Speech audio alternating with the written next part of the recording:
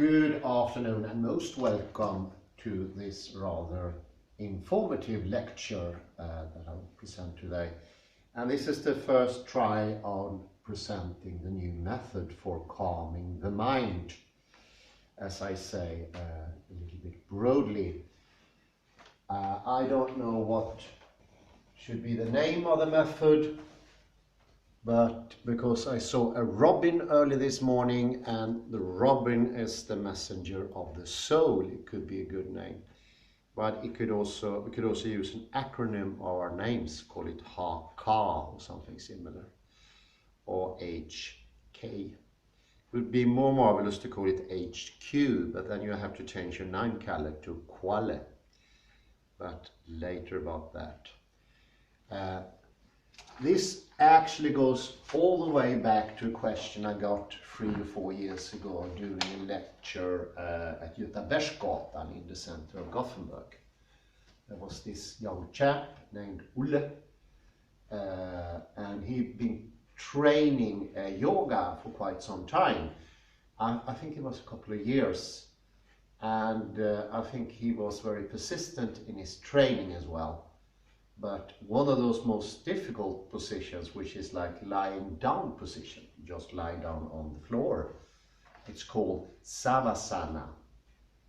He managed to relax every muscle, every joint in his body, but he noticed that his thoughts were still rushing about in his head.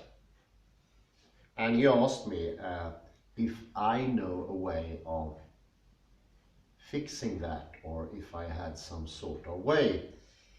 And I tried to respond to the question the most honest I could, because I had no idea. Nobody knows that.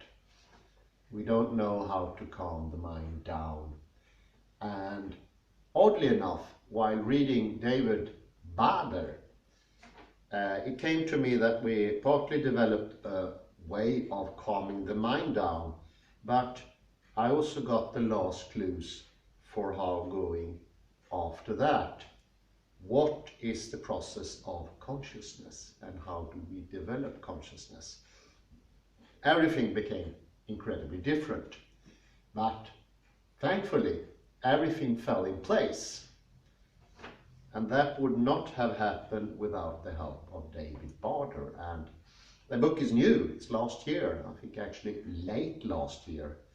And this fellow David Bader is completely unknown. Kalle informed me he doesn't even have a Wikipedia page. Everybody has a Wikipedia page today. So that is showing how new this thing is.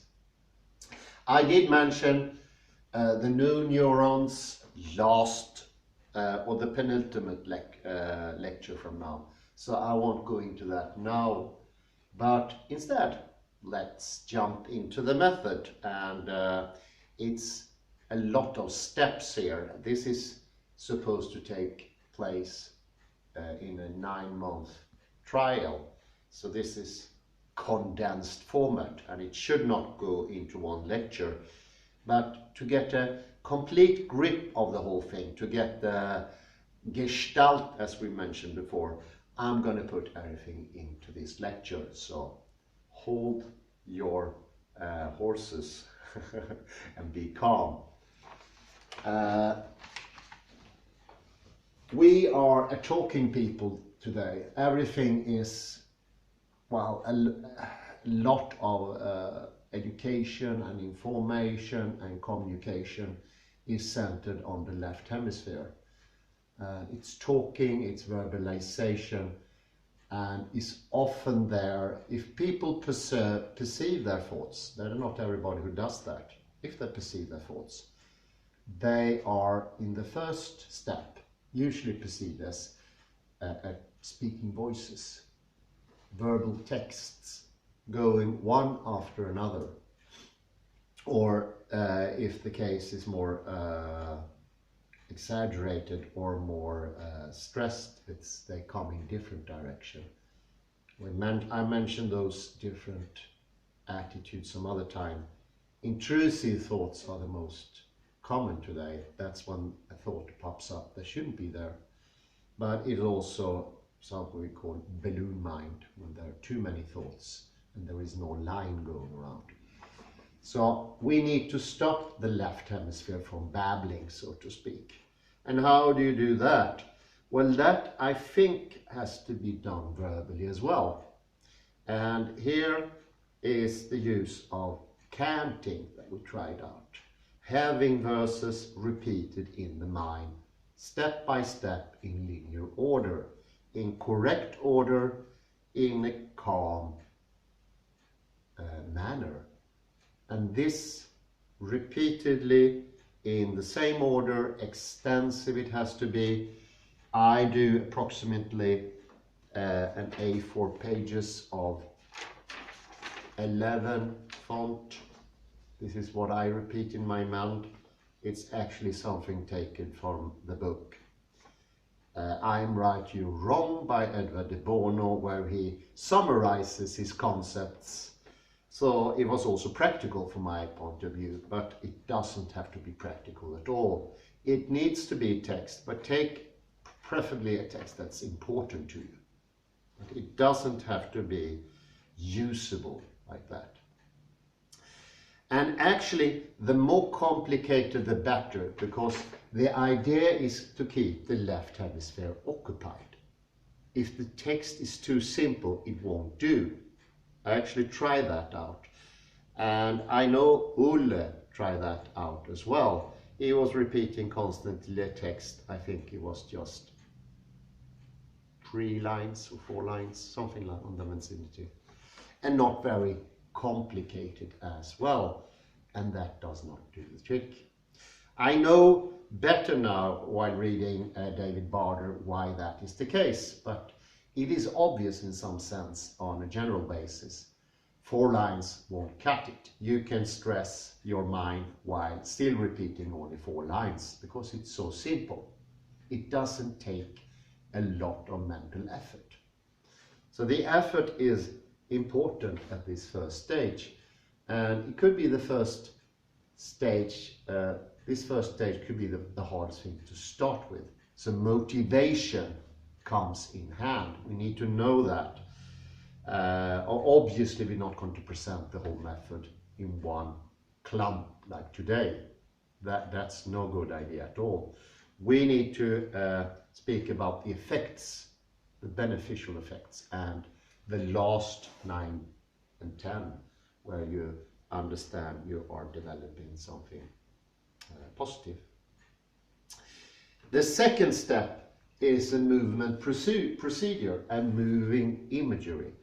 And this is the first in-step into the right hemisphere. Movement is more connected to the right hemisphere.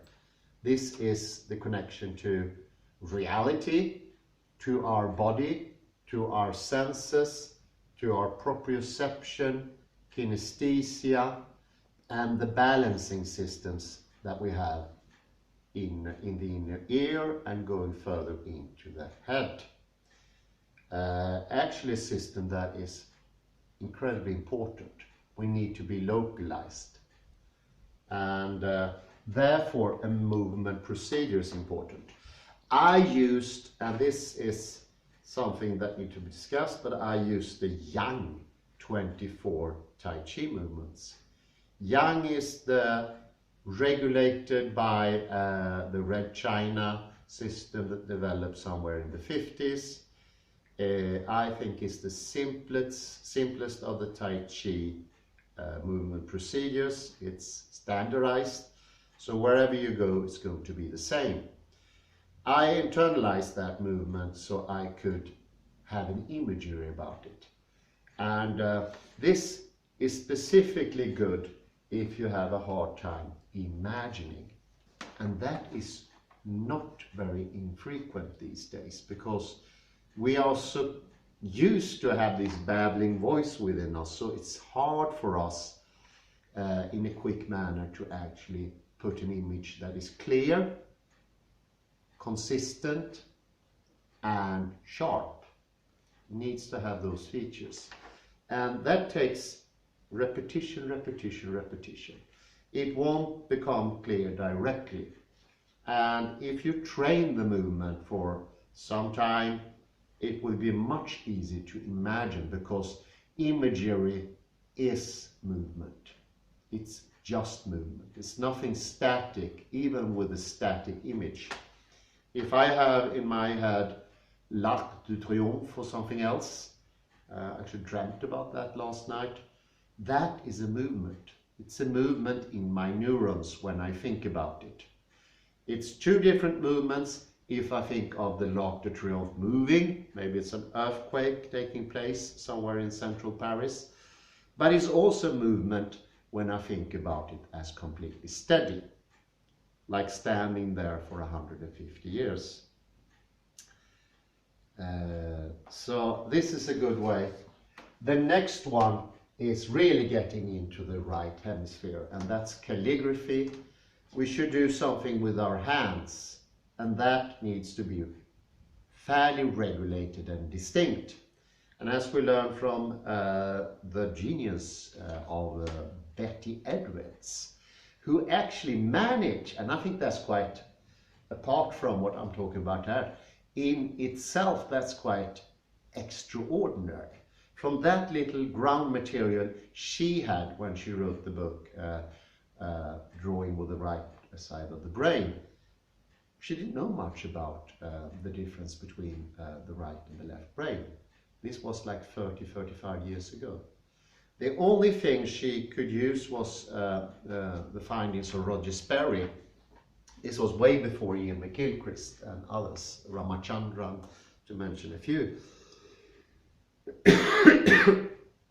She went from her own insight and understood the difference. And probably something that made it even harder for her to understand the difference was she must have been good with using her right side of the brain already. So how was she so clever with the left side of the hemisphere? I don't know. It's rather amazing. Maybe from teaching, or maybe having a very good intuition.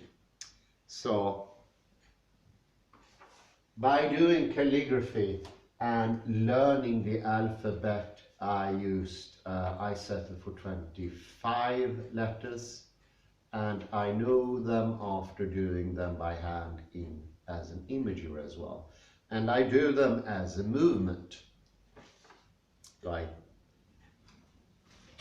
for instance, A. Let's see here. I'm going to do, I think it's this. So I know which order it should go. And the idea is to combine these, because what we're trying to reach is a way of calming down the mind, as Ulle asked about. And that is not a simple procedure. I checked on the internet, and I have my own personal experience with other people and myself, how hard it is. I met people who, for instance, tried to focus for at least a couple of decades without managing to calm this constant firing of activation thoughts of every kind, because that firing won't stop. It triggers itself, and once the system is too activated, it becomes out of reach for our sort of directing capacity. It's outside our scope. And of course, even more so if you don't know your thinking, which is not uncommon today. The fourth thing we started maybe a year ago was the moving body. We're starting to make one asana, the most complex asana there is, actually greeting to the sun, called Surya Namaskar. And it's good that it's complex, because then you get into the movement. If you do single asanas, you need to do them in a row and have a schedule for that. It can also be done, but we choose Surya Namaskar. And we internalize that. so we know it by heart. That is very important. And that's for having a way from the physical movement that we easily can control, because it's visible. It's visible to my eyes, it's visible to a third person, and after seeing it many times, I can begin to feel I'm doing it correct.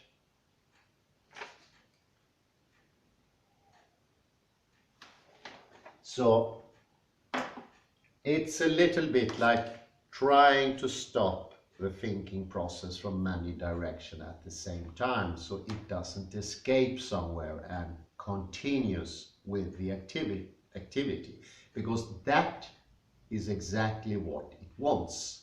Needs to continue for its own sake. It doesn't know why, but it does it. And as soon as you open somewhere in this caging, you can speak, it's like caging a bronco, wild horse. It will escape, will find its way and start once again. So to getting at it from different direction is the only way.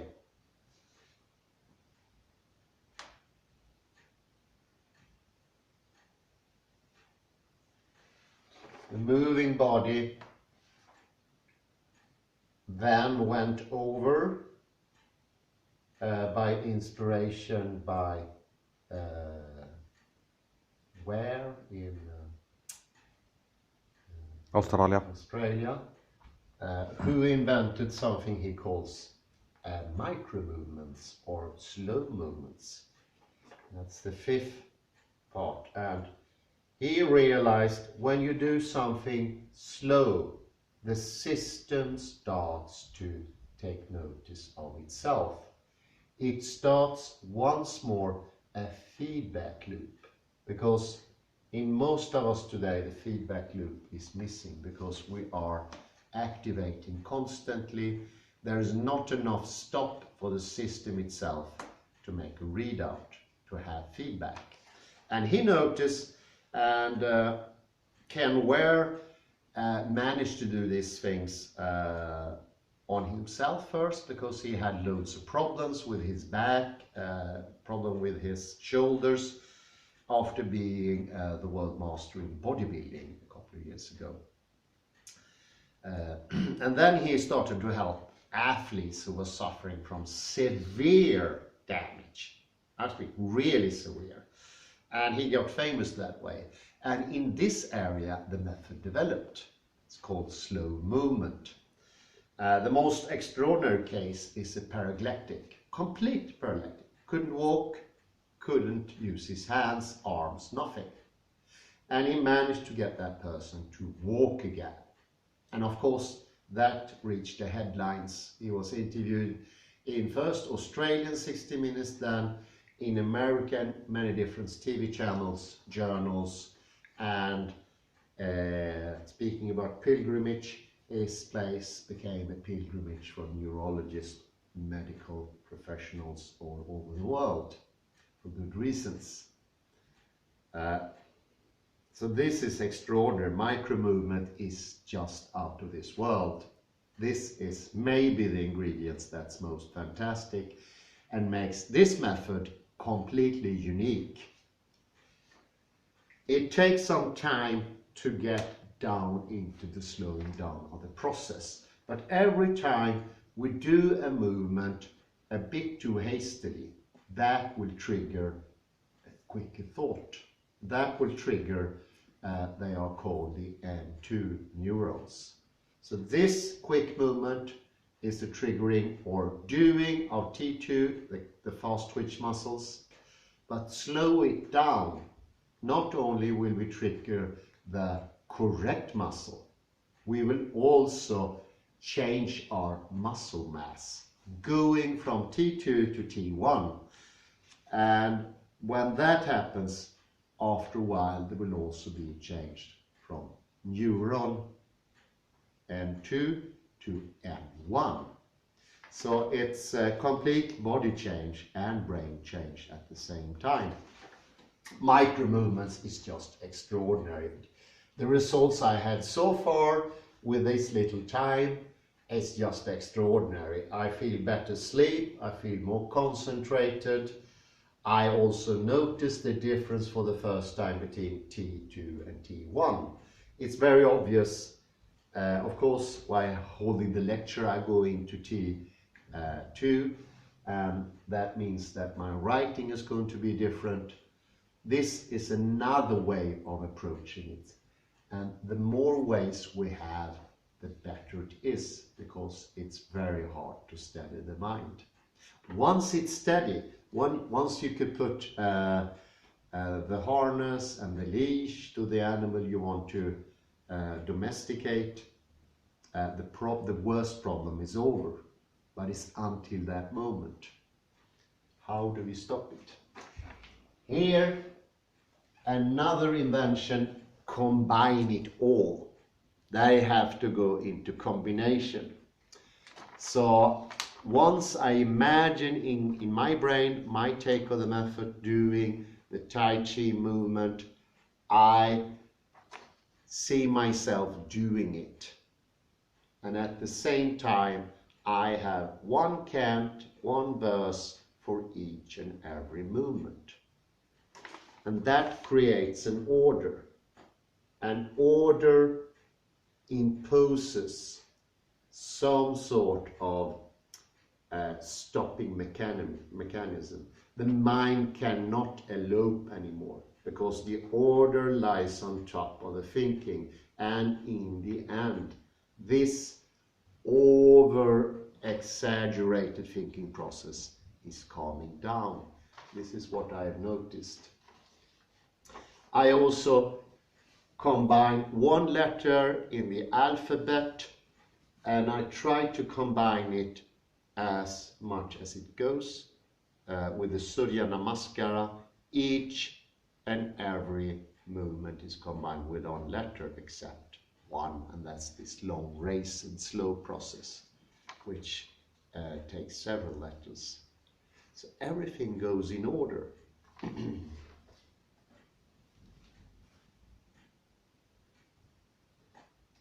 And it's this 6th level with the combination.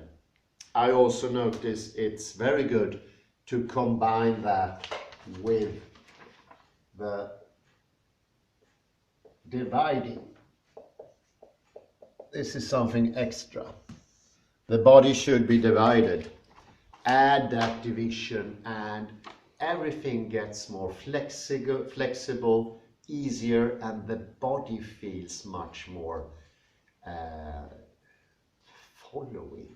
It's easier somehow, it's lighter. By dividing, we are helping the body to make less of the T2 as well and the M2. It's a calming down of the system, because our body is 2 parts. Once more, the dividing should be done at the start here with imagery, and that will once more get us into the right hemisphere. Now, when you come to the 7th, when you combine all this and you manage to slow it down more and more, you started to realize it could actually be some sort of control. The system is starting to learn itself, it's starting to have a feedback process, and all of a sudden you notice there is a stopping of certain actions. And that could take place while you train. I notice it mostly outside the training. And this is the start of consciousness. And here, this is very important for my explanation for it. It's taken from David Bader. He gave me the words. He also gave me the research to put this into words. This is just amazing.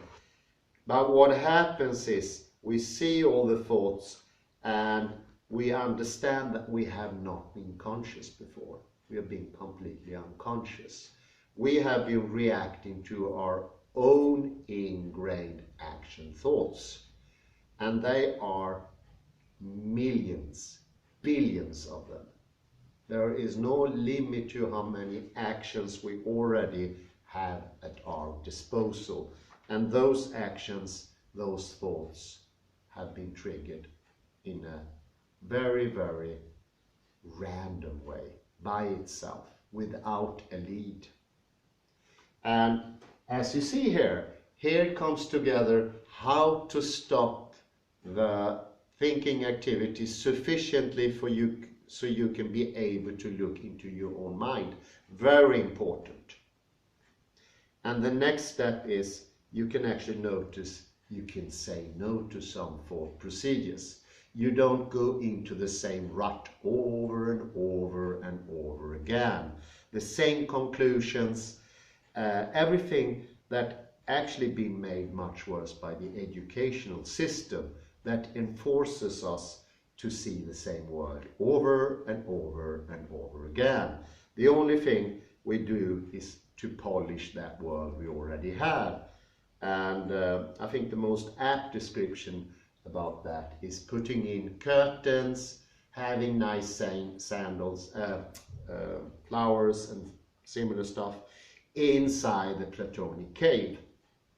This is escape from the Platonic cave. This is into freedom, because you don't have any freedoms where the thoughts are sort of triggering themselves. You are not in lead. And actually, you will be conscious that you have a consciousness that has not been in use before. This is a new thing. And this is one of the reasons that really caught my thinking when I read David Bader. I realized there is a good reason why everybody thinks in this modern world, this depraved world, what many people say, actually think they don't have a free will. And very few people think they have a soul. It's quite literal, if you understand David Bader. There is no soul anymore. Because to have a soul means to have control, means to have a will, an ego, an I, somebody that is actually doing something and perceiving something.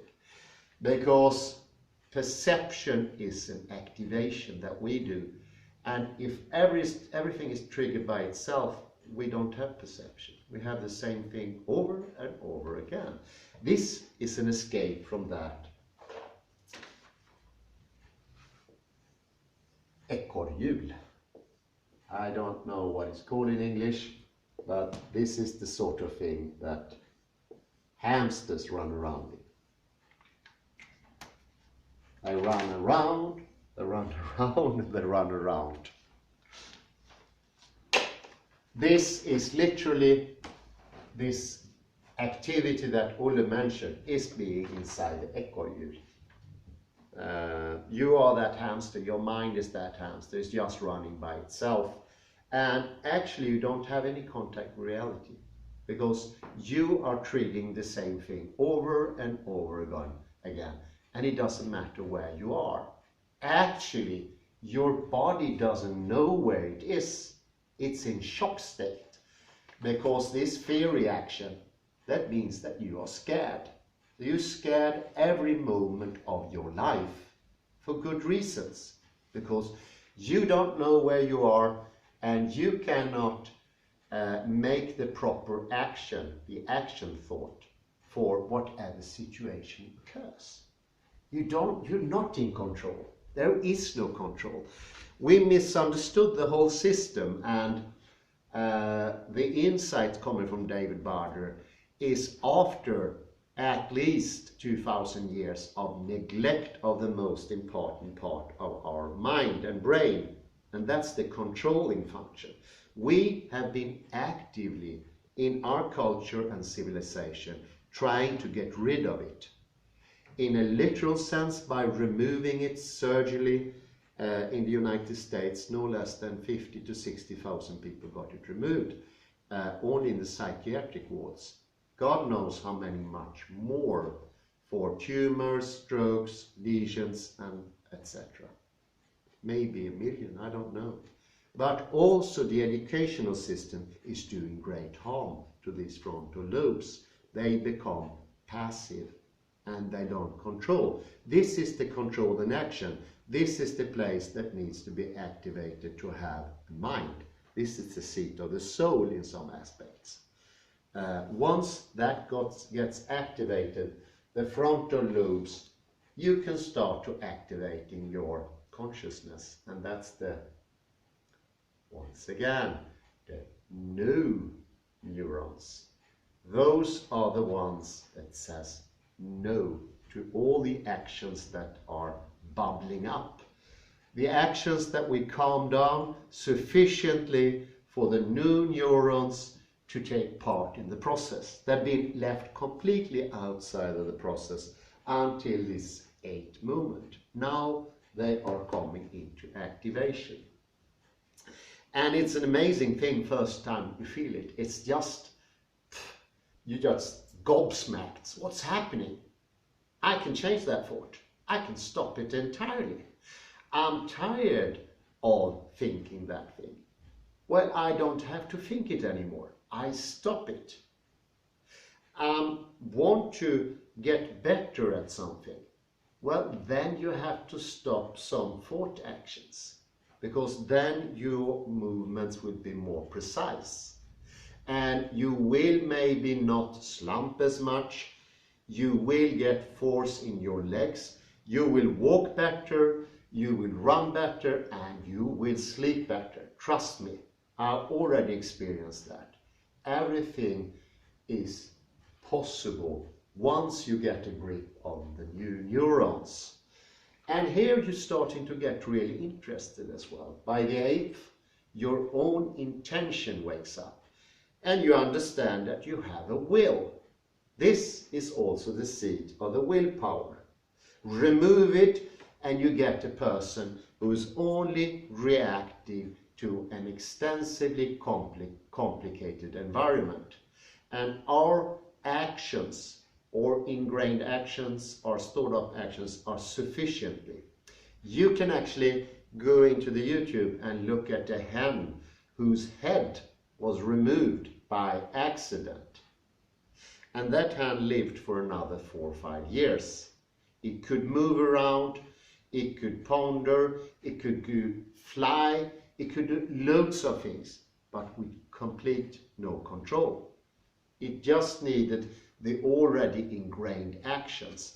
And trust me, you have gazillions of actions. If you are more than 1 year old, you already have 10 billions. They're getting more and more. And what you thought were conscious control of yourself at the start here is just you reacting with all your different activations to an incredibly complicated environment. And we constructed our modern environment in order for that activation to be. We have developed in concord with society. Our society is more complicated than any other, but there is no consciousness in it anymore, because the guidance is no longer there. The next stop here is when you start to realize you can actually direct your new neurons. You can tell them to add in groups, and as you add one new neuron to another one to a third one, the no saying becomes stronger, because it's a part of the brain that you need to train. This is the part that's the most plastic. Plastic means that under your will, how you change your thinking that I demonstrated here, that will change. The plasticity of especially the frontal lobe is incredible. It's just beyond belief. And here you will be able to stop more and more of these gazillion thoughts. You can thereby choose that action that is better suited for the circumstances. And here I would say you're also starting to realize you can do what you want more. You don't have to solely be a reacting substance. To make a citation from Basil Forti's wife, Sibyl. Sibyl is actually the opposite of Basil. I never thought about that, almost. well, it's an anagram, let's say it's an anagram. She said to him, because he was just purely reacting, which he was, she said in a very stoked voice, "There are more complicated animals lying around on their backs with their legs in the air in puddles than you." And I think the same goes for all of us in the modern society. We have been sort of put to sleep by educational system, more and more refining our activation processes to make them more and more unconscious, so we can in the end only react in a specific way in just this environment. Put myself into the Australian wilderness and I won't survive. We have made the whole system incredibly weak. We have created a fragile human being, and that fragile human being is breaking within the system. There's no doubt about it. The figures are exploding when it comes to burnout, pain problems, back problems, things that were more or less unknown only 7 to 80 years before. So we see this is a triple, quadruple chance for us to develop. And in the last section, and I won't go into this, but here is really the good stuff starting. This is after 9 months, and here you will start to developing something I call conscious control. Somebody who was really close to explaining this was Frederick Matthias Alexander, the Tasmanian body changer. His inhibition is exactly what David Bowder is talking about. The new neurons is inhibition. And oddly enough, David Bowder is using that expression as well, inhibition. And here you're starting to develop a pure soul. You realize you have a will and a soul. And you can actually start creating new actions. I won't go into that now. Those are the yes neurons, the ones who constructs new actions. And they are quite amazing, and they are very, very seldom used by modern man. That's extraordinary, unique. It's very few people who do that. So this is the whole development process. And I also like the Robin method, because the Robin, Rödhaken, is the bringer of the soul. And this is the soul coming back. Yes, I think Robin method is a great name. Yes. I have a question about, can you repeat micro movements number 5? What do you mean with micro movements? Micro movements. Micro movements. Is from Ken Ware, and that's a slowing down of your moving process and the physical slowing down of a process. This is something from the inside of the mind, but it's indirectly making it harder for the thinking process going too quick, which is always the case in modern man. There's no exceptions there. That's quite true. Here, micro movement means that you move yourself. This is from the Surya Namaskara.